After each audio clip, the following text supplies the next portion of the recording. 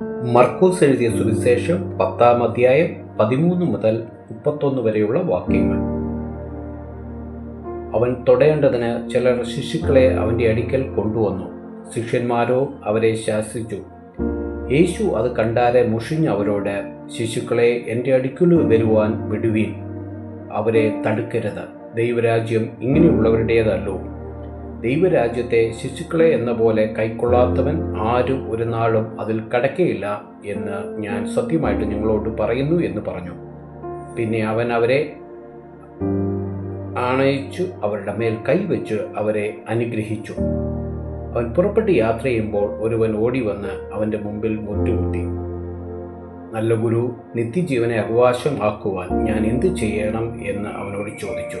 അതിന് യേശു, എന്നെ നല്ലവൻ എന്ന് പറയുന്നതും എന്ത്? ദൈവം ഒരുത്തൻ അല്ലാതെ നല്ലവൻ ആരുമില്ല. കൊല ചെയ്യരുത്, വ്യഭിചാരം ചെയ്യരുത്, മോഷ്ടിക്കരുത്, കള്ളസാക്ഷ്യം പറയരുത്, ചതിക്കരുത്, നിന്റെ അപ്പനെയും അമ്മയും ബഹുമാനിക്കുക എന്നീ കൽപ്പനകളെ നീ അറിയുന്നുവല്ലോ എന്ന് പറഞ്ഞു. അവൻ അവനോട്, ഗുരു, ഈ ഒക്കെയും ഞാൻ ചെറുപ്പം മുതൽ പ്രമാണിച്ചു പോരുന്നു എന്ന് പറഞ്ഞു. യേശു അവനെ നോക്കി അവനെ സ്നേഹിച്ച്, ഒരു കുറവ് നിനക്കുണ്ട്, നീ പോയി നിനക്കുള്ളത് എല്ലാം വിറ്റ് ദരിദ്രർക്ക് കൊടുക്ക, എന്നാൽ നിനക്ക് സ്വർഗത്തിൽ നിക്ഷേപം ഉണ്ടാകും. പിന്നെ വന്ന് എന്നെ അനുഗമിക്ക എന്ന് പറഞ്ഞു.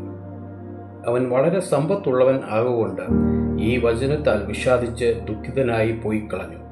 യേശു ചുറ്റും നോക്കി തൻ്റെ ശിഷ്യന്മാരോട്, സമ്പത്തുള്ളവർ ദൈവരാജ്യത്തിൽ കടക്കുന്നത് എത്ര പ്രയാസം എന്ന് പറഞ്ഞു. അവൻ്റെ ഈ വാക്കിനാൽ ശിഷ്യന്മാർ വിസ്മയിച്ചു. എന്നാൽ യേശു പിന്നെയും, മക്കളെ, സമ്പത്തിൽ ആശ്രയിക്കുന്നവൻ ദൈവരാജ്യത്തിൽ കടക്കുന്നത് എത്ര പ്രയാസം.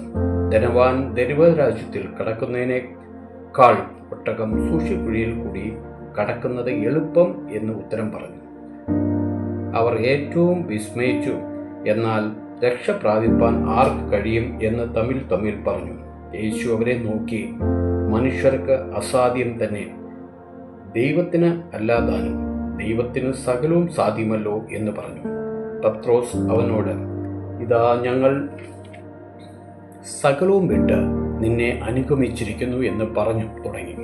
അതിന് യേശു, എന്നെ നിമിത്തം, സുവിശേഷം നിമിത്തം വീടോ സഹോദരന്മാരെയോ സഹോദരിയോ അമ്മയോ അപ്പനെയോ മക്കളെയോ നിലങ്ങളെയോ വിട്ടാൽ ഈ ലോകത്തിൽ തന്നെ ഉപദ്രവങ്ങളോടുകൂടെ 100 മടങ്ങ് വീടുകളെയും സഹോദരങ്ങളെയും സഹോദരിമാരെയും അമ്മയും മക്കളെയും നിലങ്ങളെയും വരുവാനുള്ള ലോകത്തിൽ നിത്യജീവൻ പ്രാപിക്കുവാൻ ആരുമില്ല എന്ന് ഞാൻ സത്യമായിട്ട് നിങ്ങളോട് പറയുന്നു. എങ്കിലും മുമ്പന്മാർ പലരും പിമ്പന്മാരും പിമ്പന്മാർ മുമ്പന്മാരും ആകും എന്ന് ഉത്തരം പറഞ്ഞു.